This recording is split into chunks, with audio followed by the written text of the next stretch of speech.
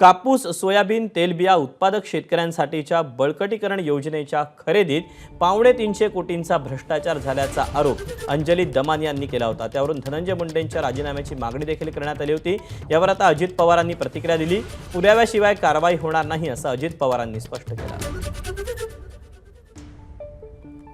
इफ्कोकडनं आपण डायरेक्टली घ्यायला नको, ते ट्रेडर थ्रू आपण घेऊया का, म्हणजे पैसे खाता येतील। ते ह्या सगळ्या बाबी बदलण्यासाठी जी टर्नओव्हरची कंडिशन आहे ती त्यांनी 50 कोटीवरनं 1 कोटीवर आणली, म्हणून त्यांनी ते बदललं। त्याचं कॉरिजेंडम एकदा नाही दोनदा काढलं, त्याला मुदतवाढ दिलेली नव्हती। त्या पदोपदी ते खोटं बोलत होते, दादांत खोटं बोलत होते।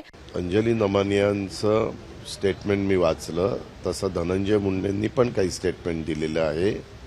या संदर्भामध्ये नक्की त्याची शहानिशा करून दोघांचे आरोप प्रत्यारोप त्या ठिकाणी चाललेले आहेत। काय फॅक्ट आहे त्याची संपूर्ण माहिती घेतल्याशिवाय त्याबद्दल काही बोलणं उचित ठरणार नाही। एबीपी माझा, उघडा डोळे बघा नीट।